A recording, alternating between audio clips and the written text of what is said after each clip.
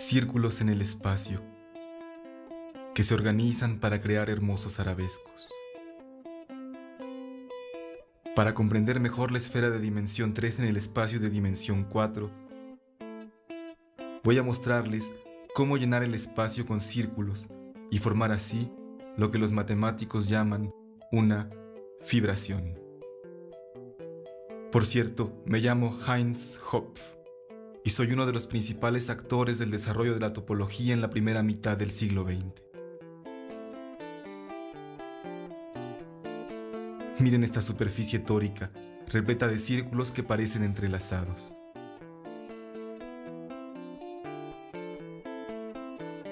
Voy a explicarles esta figura.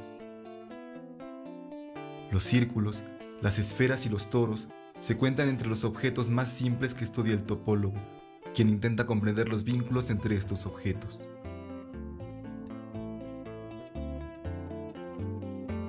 Trabajé en Berlín, Princeton y Zúrich, y mi nombre aún aparece con frecuencia en las matemáticas de hoy.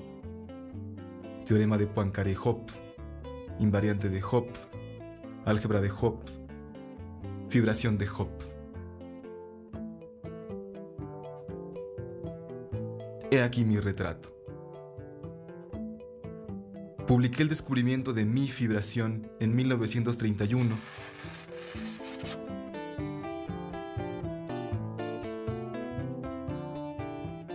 Pero como siempre, hay que decir que me basé en numerosos predecesores, como Clifford, por ejemplo, a quien ven aquí y quien trabajó en el siglo XIX en Inglaterra.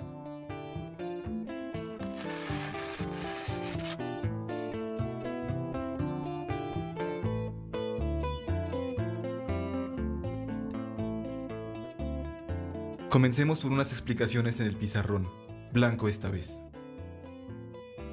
¿Qué ven? Un plano de dimensión 2, me dirán. Pues bien, sí y no. Es ciertamente un plano de dimensión 2, pero es un plano de dimensión 2 compleja, es decir, un espacio de dimensión 4 real. Venga, un pequeño esfuerzo. Cada punto en este plano se ubica por 2 coordenadas, pero cada una de estas 2 coordenadas es un número complejo, que a su vez está, recuérdenlo, definido por 2 números reales. Cada uno de los ejes es una recta compleja, es decir, que los puntos sobre los ejes tienen una coordenada que es un número complejo. Ven aquí, por ejemplo, el punto 2 menos i sobre el primer eje.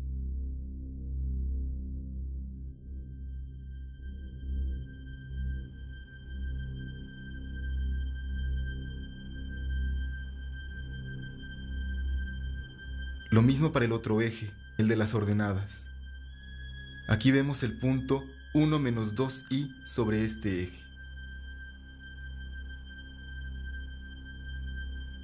Nuestro pizarrón es mágico, pero desgraciadamente no al punto de permitirnos ver los 2 planos al mismo tiempo.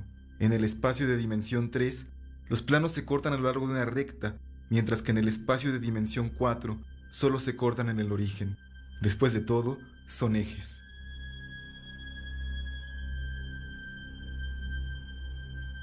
¿Qué ven ahora? ¿El círculo? Sí y no. Lo que ven, o más bien, lo que deben imaginar, es el conjunto de puntos del espacio de dimensión 4 que están a una unidad de distancia del origen. Dicho de otra manera, no es ni más ni menos que la esfera S3. Bueno, por supuesto, hace falta un poco de imaginación.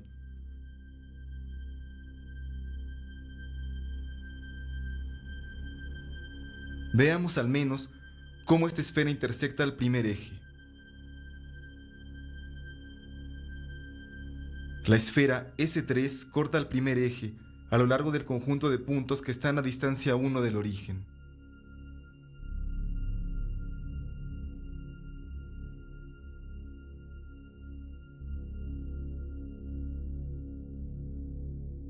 ¿Lo ven? La esfera S3 corta el primer eje sobre un círculo. Lo mismo es cierto para el segundo eje, que corta igualmente a la esfera S3 a lo largo de un círculo, representado en azul. Pero, en fin, Lo que es cierto para la recta horizontal y la recta vertical, también es cierto para las otras rectas que pasan por el origen.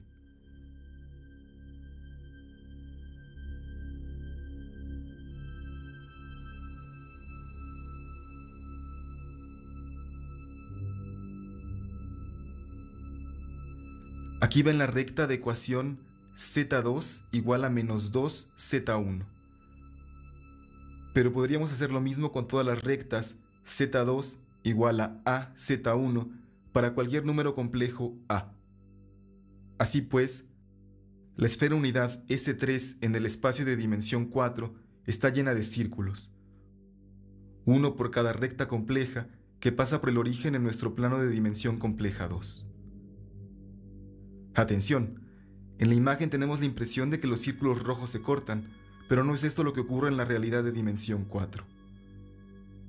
Las rectas solo se cortan en el origen y luego sus intersecciones con la esfera unidad no se intersectan para nada. Esta descomposición de la esfera en círculos fui yo quien la descubrió. Y desde entonces se llama la fibración de Hopf. ¿Por qué fibración? Porque hay que pensar un poco en las fibras de un tejido. Observaremos esto a través de la proyección estereográfica. Imaginen, pues, que proyectamos la esfera S3 desde su polo norte en el espacio tangente en su polo sur, que es nuestro espacio de dimensión 3. Aquí está la proyección de uno de esos círculos, que se obtiene, como lo vimos, tomando la intersección de una recta compleja y de la esfera unidad S3. Pero hay muchos círculos, uno por cada recta compleja que pasa por el origen. Para cada número complejo A, podemos considerar la recta Z2 igual a AZ1 y el círculo asociado. Hagamos variar este número A, o, lo que es lo mismo, hagamos girar la recta para observar cómo varía el círculo. Noten que a veces el círculo parece una recta, pero es simplemente que pasa por el polo norte de nuestra esfera S3.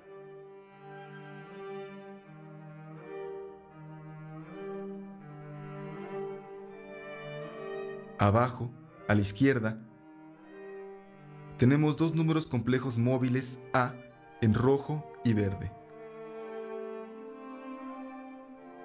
Ven el círculo rojo asociado al punto rojo y el círculo verde asociado al punto verde. Ven que dos círculos cualesquiera están enlazados como dos eslabones en una cadena. Es imposible separarlos sin romperlos.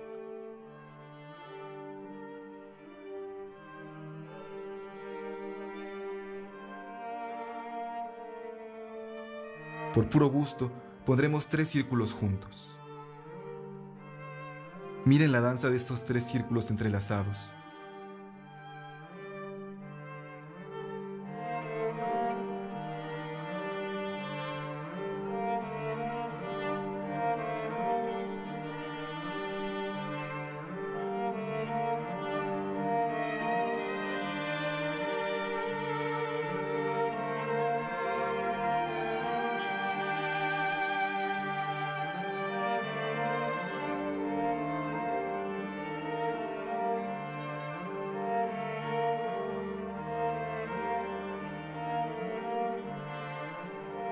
Vamos, tomemos muchas rectas complejas un poco al azar y observemos todos esos círculos al mismo tiempo, solo para ver.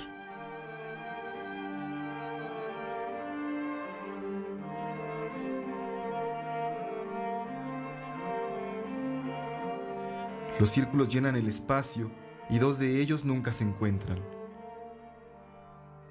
Es un ejemplo de una estructura fibrada.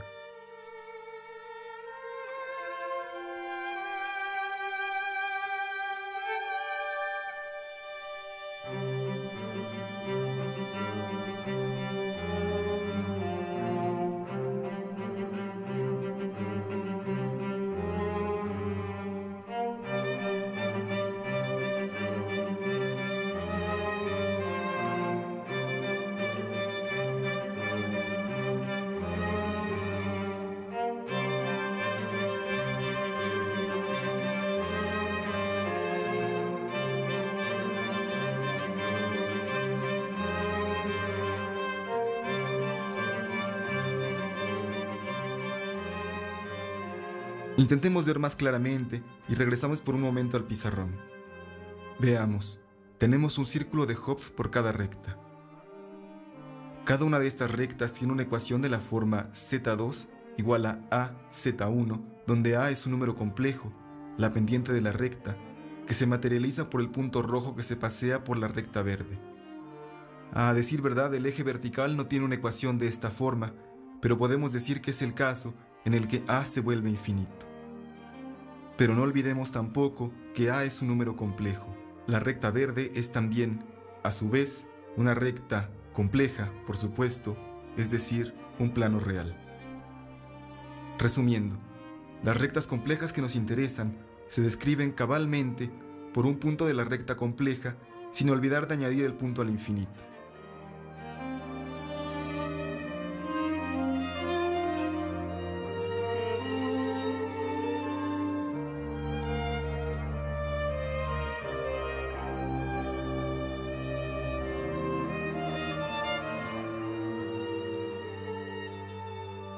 Pero ya hemos visto que si añadimos un punto al infinito a la recta compleja, obtenemos la esfera S2 de costumbre. Es, una vez más, la proyección estereográfica.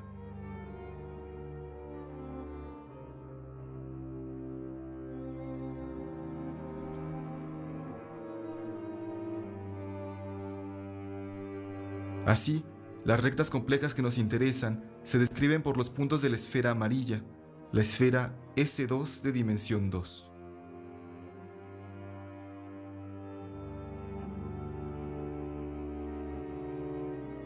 Para cada punto de S2 tenemos pues un círculo.